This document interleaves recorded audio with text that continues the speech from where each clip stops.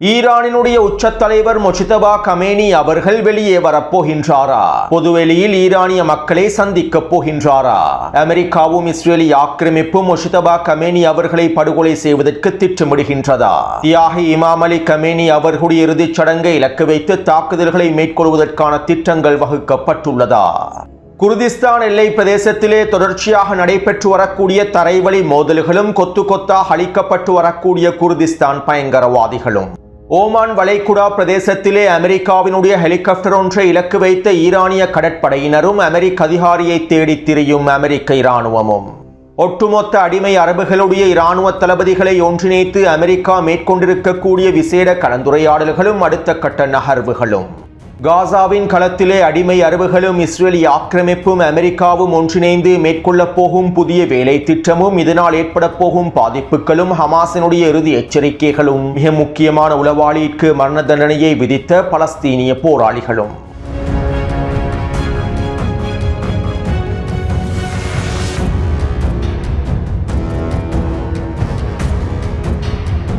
இன்றோடு அல்-அக்ஸா வெள்ளப்போர் ஆரம்பிக்கப்பட்டு 1000 நாட்கள் கடந்துவிட்டன. காசாவினுடைய களநிலவரங்கள் தொடர்பாகவும் மத்திய கிழக்கு பிராந்தியத்தினுடைய களநிலவரங்கள் தொடர்பாகவும் இந்த 1000 நாட்களாக நான் தொடர்ச்சியாக காணொளிகளை பதிவிட்டு வருகின்றேன். இந்த 1000 நாட்களில் கிட்டத்தட்ட 1200 காணொளிகளை நான் பதிவிட்டுள்ளேன். இந்த 1200 காணொளிகளில் ஒரு சில காணொளிகள் மாத்திரமே, கிட்டத்தட்ட 3 காணொளிகள் மாத்திரமே நீக்கப்பட்டுள்ளன. ஏனைய அனைத்து காணொளிகளையும் இந்த சேனலிலே உங்களுக்கு முழுமையாக பார்வையிட முடியும். ஒவ்வொரு நாளும் காசாவின் களத்திலே நடைபெற்று வரக்கூடிய விடயங்களையும் லெபனான், யமன் மற்றும் ஈரானிய களங்களிலே நடைபெற்று வரக்கூடிய விடயங்களையும் நான் தொடர்ச்சியாக பதிவிட்டுள்ளேன். இறைவனுக்கே அனைத்து புகழும். அத்தோடு இந்த 1200 காணொளிகளும் பல தடைகளுக்கு மத்தியில் பதிவிடப்பட்டிருக்கக்கூடிய காணொளிகளாகும். ஒவ்வொரு காணொளிகளுக்கு பின்னாலும் என்னுடைய உழைப்பு காணப்படுகின்றது.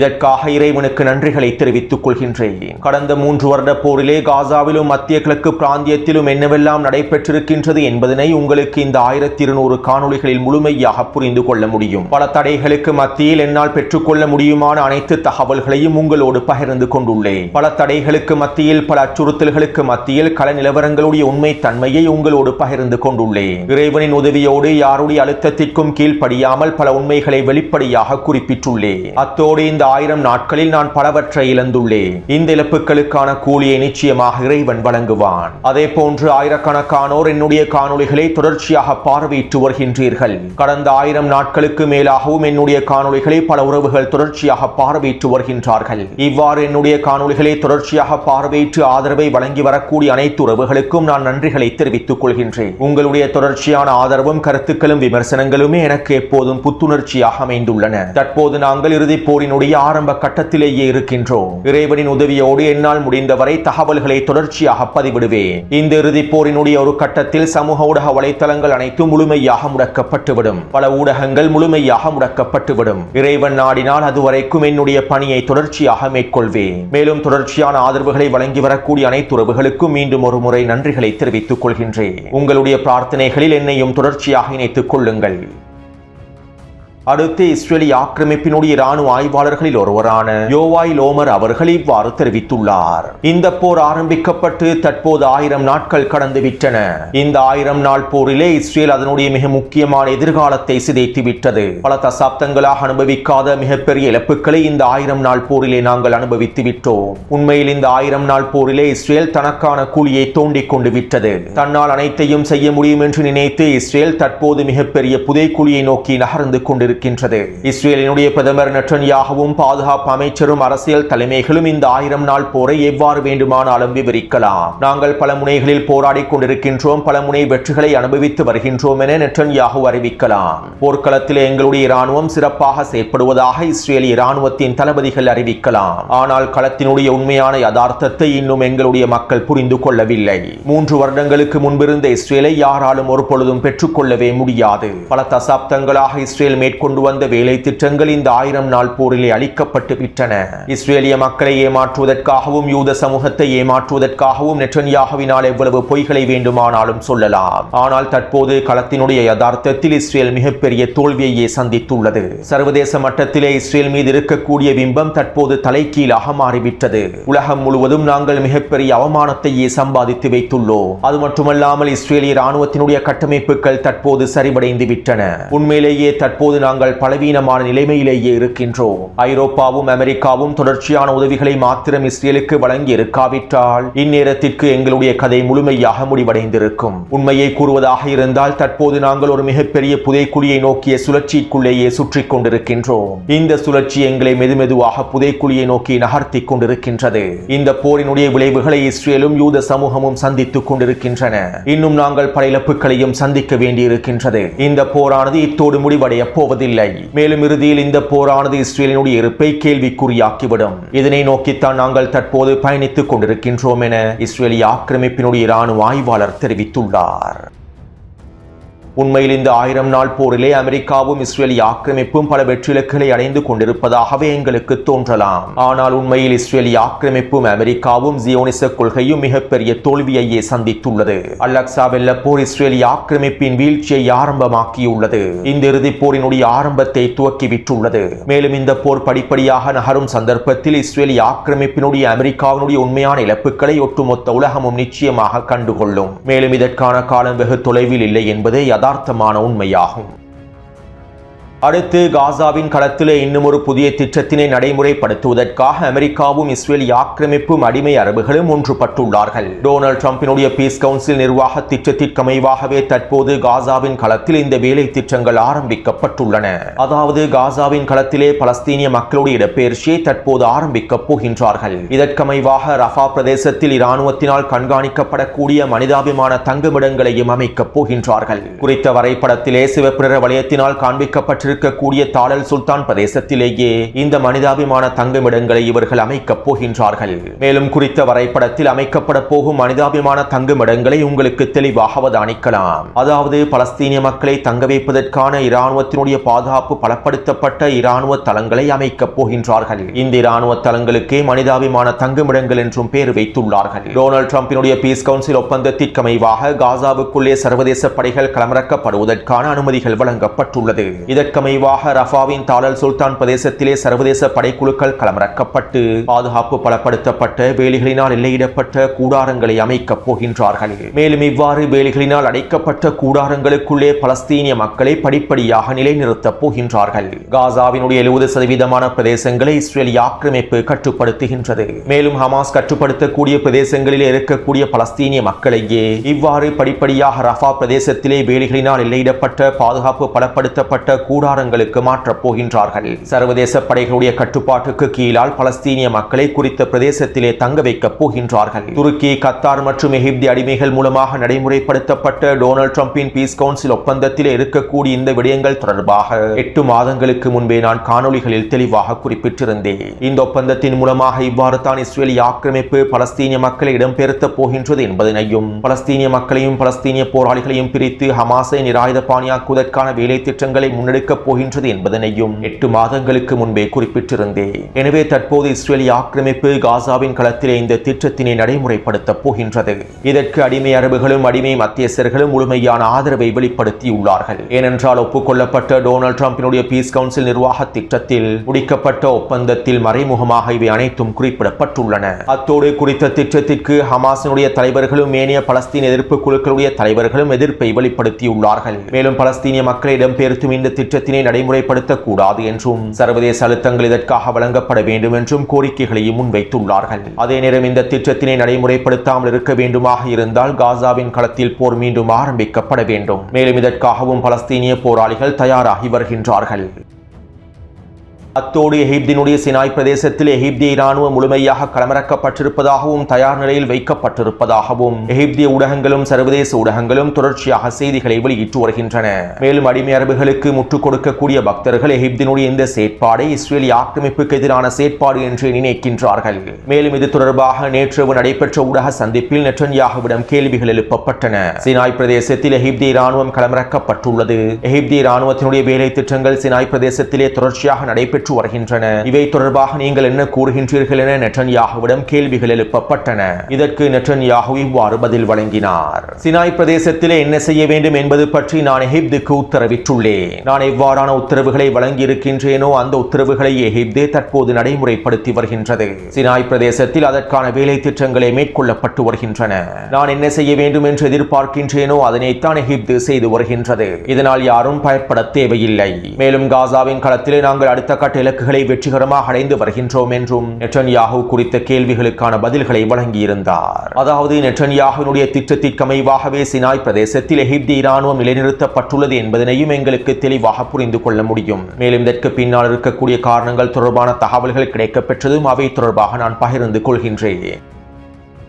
அடுத்து நேற்றிரவு காசாவின் களத்திலே பலஸ்தீனிய போராளிகள் மிக முக்கியமான உளவாளிக்கு மரண தண்டனையை நிறைவேற்றியுள்ளார்கள். முஸ்தபா முஹன்னா என்கின்ற உளவாளிக்கே பொதுவெளியில் மரண தண்டனையை நிறைவேற்றியுள்ளார்கள். மேலும் இந்த முஸ்தபா முஹன்னா என்கின்ற நபர் துரோகி அப்பாஸினுடைய பலஸ்தீனிய அதிகார சபைக்கு கீழால் ஃபதா அமைப்புக்கு கீழால் இயங்கக்கூடிய நபராகவே இருக்கின்றார். பலஸ்தீனிய அதிகார சபையினுடைய மிக முக்கியமான உளவுத்துறை அதிகாரியாகவும் இவர் செயற்பட்டுள்ளார். காசாவிலே இஸ்ரேலிய ஆக்கிரமிப்பு மேற்கொண்டிருக்கக்கூடிய எண்ணற்ற இனப்படுகொலை தாக்குதல்களுக்கு இவரே மிக முக்கியமான காரணியாகவும் இருந்துள்ளார். மேலும் ஹமாஸினுடைய பல முக்கியமான தலைவர்கள் படுகொலை செய்யப்படுவதற்கும் இஸ்ஸதீன் அல்-ஹத்தாத் அவர்கள் படுகொலை செய்யப்படுவதற்கும் பின்னால் இருக்கக்கூடிய மிக முக்கியமான உளவாளியாக இவரே இருக்கின்றார். மேலும் பலஸ்தீனிய போராளிகளின் அதிரடியான நடவடிக்கைகளின் மூலமாகவே இவன் கைது செய்யப்பட்டான். தற்போது இவனுக்கான மரண தண்டனையும் நிறைவேற்றப்பட்டுள்ளது. அது மட்டுமல்லாமல் இவனோடு சம்பந்தப்பட்டிருக்கக்கூடிய இன்னும் பல முக்கியமான உளவாளிகளுக்கும் மரண தண்டனையை நிறைவேற்றியுள்ளார்கள். மேலும் பலஸ்தீனிய போராளிகள் இறுதி எச்சரிக்கைகளையும் வெளியிட்டுள்ளார்கள். இஸ்ரேலிய ஆக்கிரமிப்பின் உளவாளிகளாக ஒத்துழைப்பாளர்களாக செயற்படக்கூடிய ஒவ்வொரு நபர்களையும் நாங்கள் இவ்வாறு தான் அளிப்போம். அனைவருக்கும் நாங்கள் மரண தண்டனையை விதிப்போம். பலஸ்தீனிய மக்களுடைய உரிமைகளுக்கு எதிராக செயற்படக்கூடிய அனைவருக்கும் இந்த நிலைமை தான் ஏற்படும் என பலஸ்தீனிய போராளிகள் இறுதி எச்சரிக்கைகளையும் வெளியிட்டுள்ளார்கள். அடுத்து நேற்றிரவு பஹ்ரைனிலே அமெரிக்க கூட்டுப்படை தளபதி பிராட் கூப்பரினுடைய தலைமையில் மிகப்பெரிய உச்சி மாநாடு ஒன்று நடைபெற்றிருந்தது. இந்த உச்சி மாநாட்டிலே அடிமை அரபு நாடுகளுடைய இராணுவ தளபதிகளும் மிக முக்கியமான புள்ளிகளும் கலந்து கொண்டிருந்தார்கள். மேலும் இந்த கலந்துரையாடலிலே மத்திய கிழக்கு பிராந்தியத்தினுடைய பாதுகாப்பை உறுதி செய்வது தொடர்பாகவும் ஈரானுக்கு எதிரான ஈரானினுடைய எதிர்ப்பச்சுக்களுக்கு எதிரான ஹமாஸ் மற்றும் ஹிஸ்புல்லாவுக்கு எதிரான அடுத்த கட்ட நடவடிக்கைகள் தொடர்பாகவும் இவற்றை மத்திய கிழக்கு பிராந்தியத்தில் முழுமையாக முடிவுக்கு கொண்டு வருவது தொடர்பாகவும் விவாதங்கள் நடைபெற்றுள்ளன.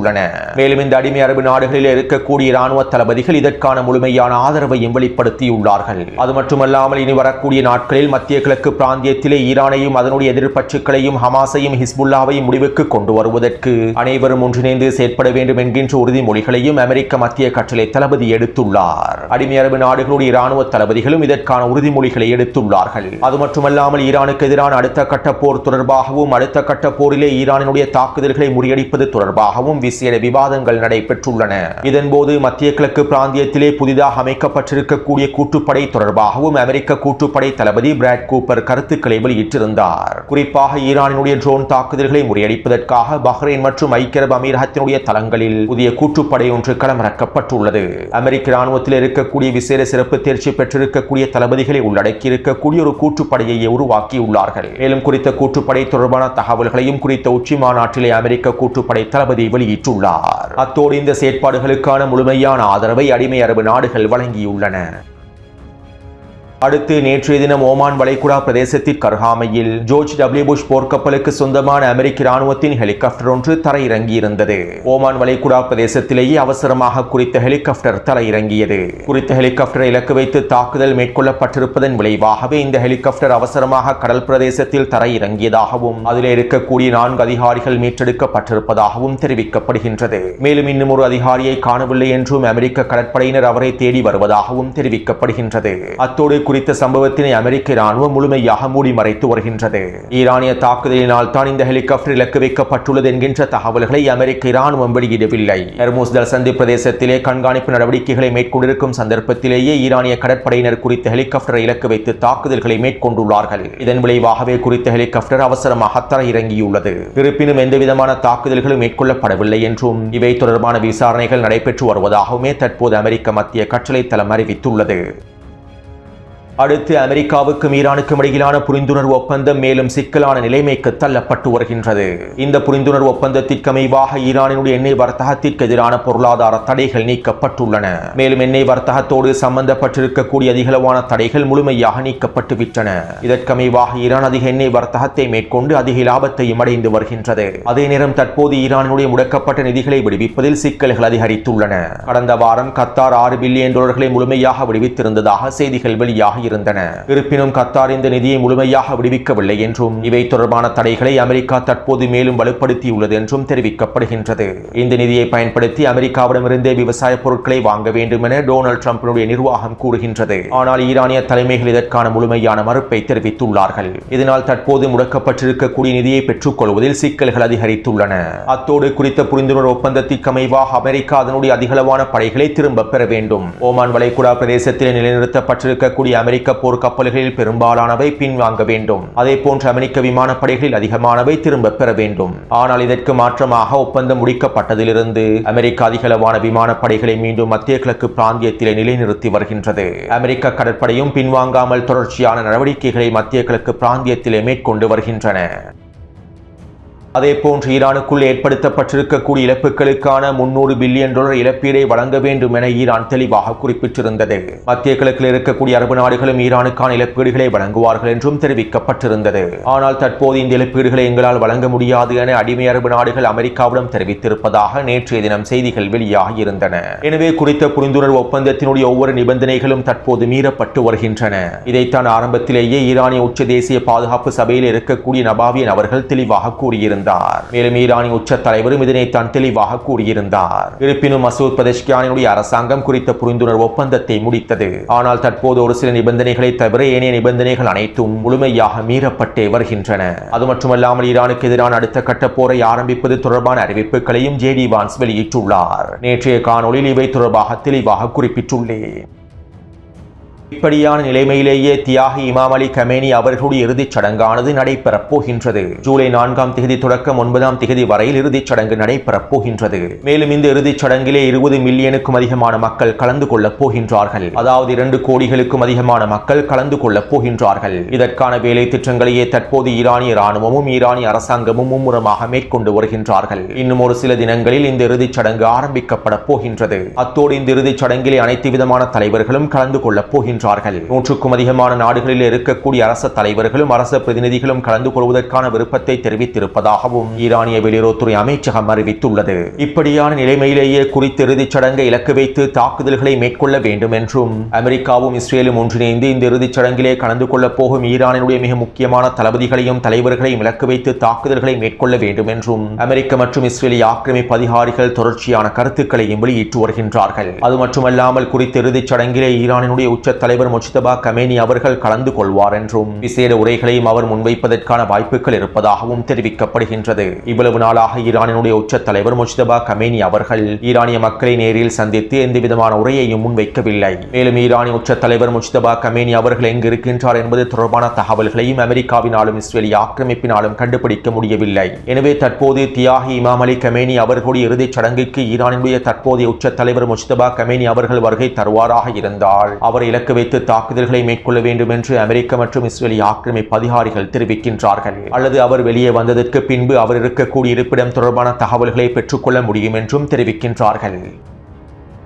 அத்தோடு ஈரானினுடைய காத்தமல் அன்பியா தலைமையகத்தினுடைய ஊடக பேச்சாளர் இவ்வாறு தெரிவித்துள்ளார். எங்களுடைய வீரமரணம் அடைந்த தலைவருடைய இறுதிச் சடங்கின் போது அமெரிக்காவும் ஜியோனிஸ் ஆக்கிரமிப்பும் அதனுடைய பிராந்திய கூட்டாளிகளும் எந்தவிதமான தவறான கணக்கீட்டையும் எடுத்துவிடக் கூடாது. இறுதிச் சடங்கு நடைபெறும் சந்தர்ப்பத்தில் அமெரிக்காவும் இஸ்ரேலிய ஆக்கிரமிப்பும் பிராந்திய கூட்டாளிகளும் இந்த இறுதிச் சடங்குக்கு எதிராக ஏதாவது வேலை திட்டங்களை முன்னெடுத்தால், ஈரானுக்கு எதிரான தாக்குதல்களை மீண்டும் ஆரம்பித்தால் அதற்கான உச்ச பதிலடிகளை நாங்கள் வழங்குவோம். அமெரிக்காவினுடைய போர் விமானங்களோ இஸ்ரேலிய ஆக்கிரமிப்பு அமைப்பினுடைய போர் விமானங்களோ பாரசீக வளைகுடா பிரதேசத்தில் இருக்குமாக இருந்தால் அது ஈரானுக்கான அச்சுறுத்தலாகவே கருதப்பட்டு பதிலடிகள் வழங்கப்படும். அதே போன்று ஹெர்முஸ் ஜலசந்தி பிரதேசத்திலும் அமெரிக்காவினுடைய செயற்பாடுகள் முழுமையாக நிறுத்தப்பட வேண்டும். மேலும் களத்திலே நீங்கள் தவறான கணிப்பீடுகளை நடைமுறைப்படுத்தினால் அதற்கான உச்ச விளைவுகளை சந்திப்பீர்கள் என ஈரானினுடைய காத்தமல் அன்பியா தலைமையகத்தினுடைய ஊடக பேச்சாளர் தெரிவித்துள்ளார். அதாவது ஈரானினுடைய உச்ச தலைவர் முஜ்தபா கமேனி அவர்கள் குறித்த இறுதிச் சடங்கில் கலந்து கொள்ள வேண்டும் என்பதனையே அமெரிக்கா எதிர்பார்க்கின்றது. மேலும் இதன் மூலமாக அவருடைய இருப்பிடம் தொடர்பான தகவல்களை பெற்றுக்கொள்ள முடியும் என்றும் அவரை இலக்கு வைத்து தாக்குதல்களை மேற்கொள்ள முடியும் என்றும் அமெரிக்காவும் இஸ்ரேலிய ஆக்கிரமிப்பும் திட்டமிடுகின்றார்கள்.